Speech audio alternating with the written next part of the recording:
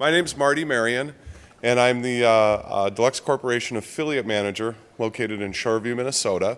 I have been at Deluxe for just over 5 years, and I was hired on initially on the paid search team.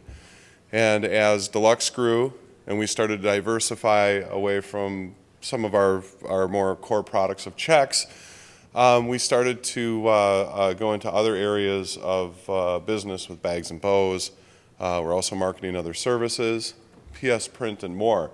And with that, we were using the affiliates, or what we call the affiliate channel, to help market and support all these new initiatives as Deluxe starts to diversify, like I said, away from checks. So I want to thank you all for coming here today.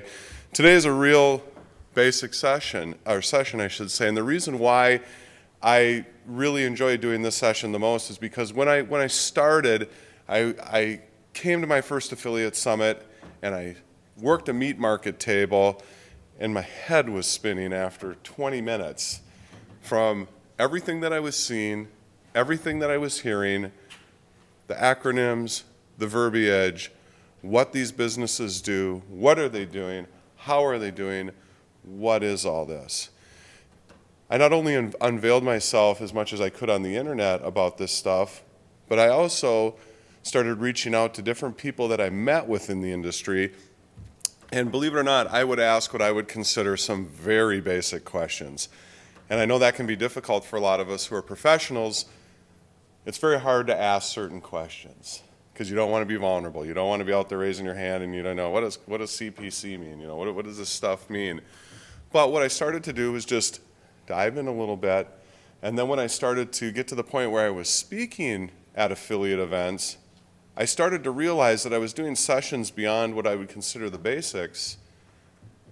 And after the session, people would corner me in a corner and just start asking me some what I consider real basic questions. So I wanted to reel back. I wanted to start where I started. And we're just going to run through some stuff today. I'm not going to deep dive much of it, nor am I going to be able to share it all with you in 30 minutes. But we're just going to talk about some real basic stuff that you can take, write it down, get my card afterwards, email me. I'll share additional stuff with you along the way. I'm here to help you grow and learn within the affiliate industry. So today is Back to the Basics, Affiliate Management 101. So let's get started. The agenda today is we're just going to run through these bullet points: terminology. We're going to talk about terms and conditions for affiliate programs. We're going to touch on recruitment. We're going to talk about the affiliate types.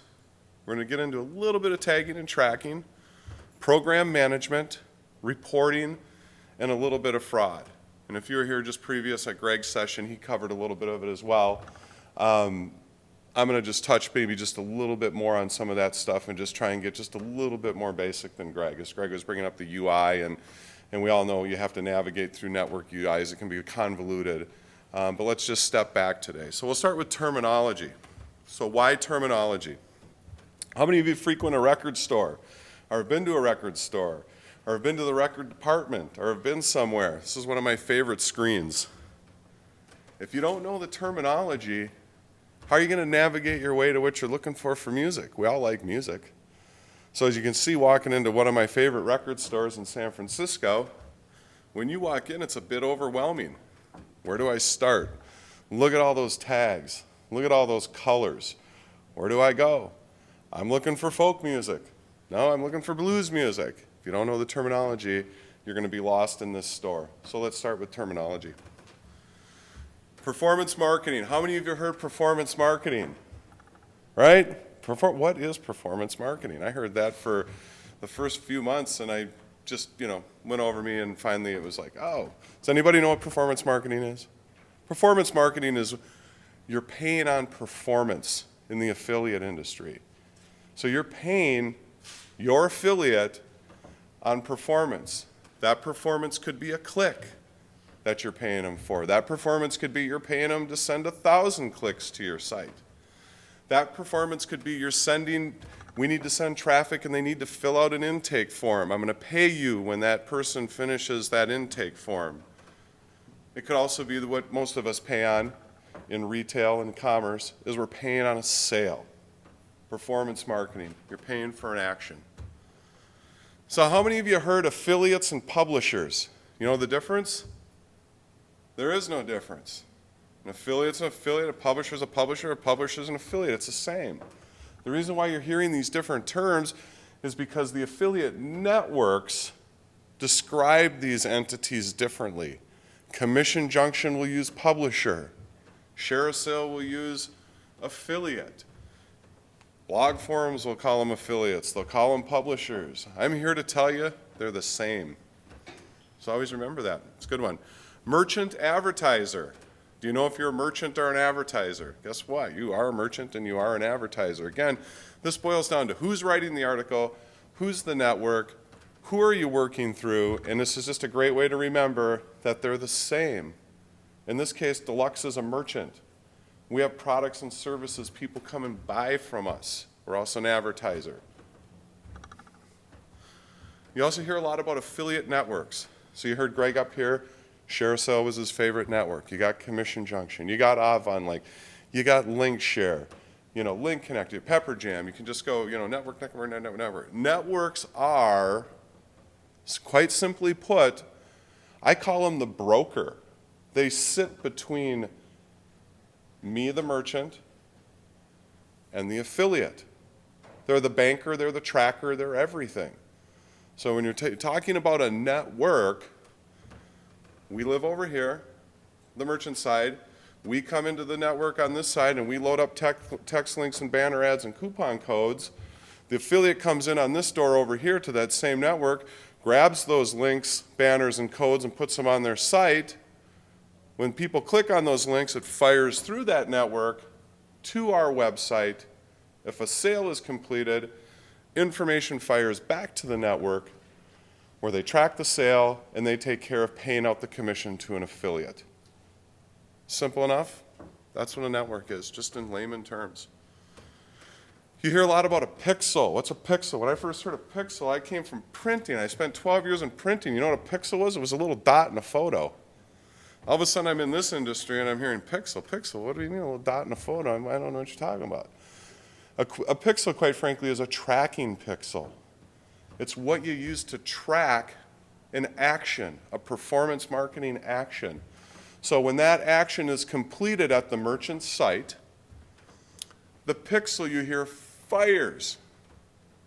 So when somebody goes through and completes an order and they get to that last page and they're going to submit that order, when they submit that order, it fires the affiliate tracking pixel. And we'll go through a little bit of that in a little bit. We'll show you what a pixel looks like. There's parameters within the pixel. It grabs data, sends it back to the network so everything can be tracked, and it's a level playing field for all. You hear about cookies. Well, I like cookies. I had 4 of them today. Don't tell my wife. Okay, I'm away. I can have a little fun. But we're not talking about the kind we just ate at lunch. We're talking about cookies. Right now, it's really the only way that you're able to track specific actions, specific data.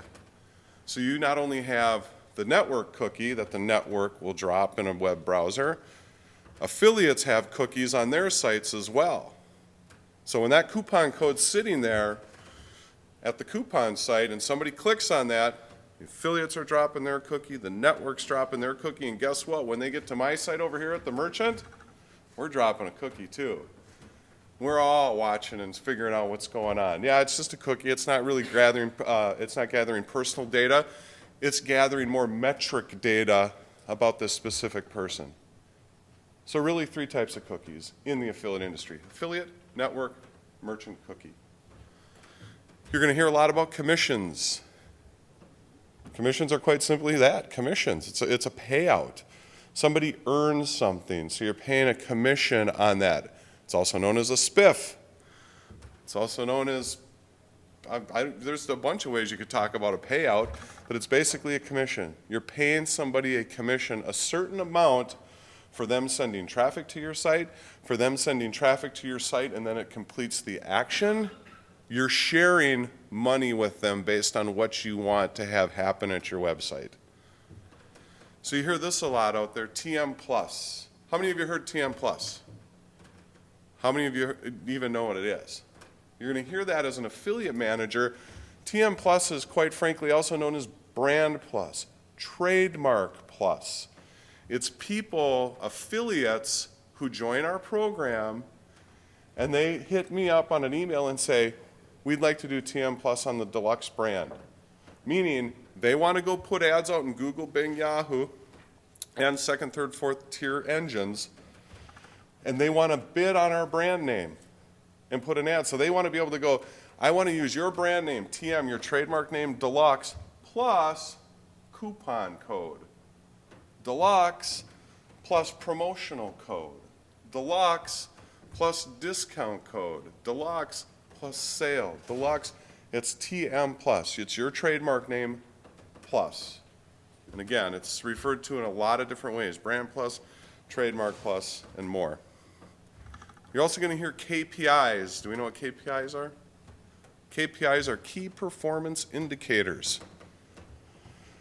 We use KPIs a lot in the affiliate industry to track. We need to understand KPIs to learn. We need to understand KPIs to keep us aware of certain actions that are happening. If we're watching in the UI at ShareSell, like Greg pointed out, and all of a sudden we see an affiliate send us 500 clicks every day, and there's no sales, that's a key performance indicator. Let's say previously they were only sending us 10 clicks a day, and they spiked to 500. What happened in that key performance indicator? You have to go look. You have to go look at that site, see where their traffic's coming from. If you can't get the answer, you need to reach out to them and ask, how are you doing this? And by the way, we're not getting any sales. Or another key performance indicator might be, boy, revenue's climbed on this affiliate. What are they doing? How are they doing it? Revenue is a key performance indicator. Order amount is a key performance indicator. There's various performance indicators that you can use to leverage, to learn, to model your next year's operating plan, and then to also raise flags and award affiliates. This is great. It's good revenue. It's real revenue. We've seen it go up. We're definitely going to pay them for that. Here's some metric terminology, and this can kind of be some of the most difficult to understand. It's very basic. You'll hear a lot of EPC, earnings per click. You'll see I just put it in this chart here for you. You can grab these slides later. But then what's the calculation? So when you hear earnings per click, you're taking your earnings per click and you're taking what you paid in commissions divided by the total clicks times 100 to come up with your earnings per click metric. You're also going to hear click-through rate, CTR, click-through rate. It's a simple metric. You're taking your cost, what you spend, by how many impressions you get. And an impression, I'll just go over that really quick, is when somebody sees your ad, they viewed it, they didn't click on it. It's an impression, they got to see it. You're taking that and dividing that to get your click-through rate. Your cost per click is quite simple, just that, cost per click, cost divided by clicks. You're taking your cost of what it cost you divided by your total clicks received, coming up with your cost per click metric. Conversion rate. You're taking your orders, you take your number of orders and you divide it by clicks to come up with your conversion rate. Average order value.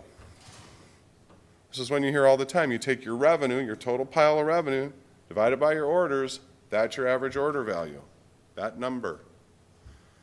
Cost per order, also known as CPA, cost per acquisition. What did it cost you to get that order? You're taking your cost, you're taking all the money that you paid to your commissions, you're taking all the money you paid to the network, you're taking that big sum and you're dividing it by your total order count by day, week, month. There's your cost per acquisition. That's how much it cost you to get that order. The big one obviously is return on investment. So you're taking your revenue divided by your cost to get your ROI. Another one you hear out there is ROAS, return on advertising spend. This can be a little bit more micro. If you're doing certain campaigns targeting specific stuff, you're going to take your revenue ad campaign, the revenue that you paid for this particular campaign, and you're dividing it times your cost of that ad campaign to come up with your ROAS. Okay? Is it Do I have it backwards? I could have. Oh, I'm sorry. Yes, it is clicks divided by impressions. Thank you so much. Yes, it is. Yes, it is. That's a typo. Putting that on Thomas. He put the deck together. So let's talk a little bit about terms and conditions.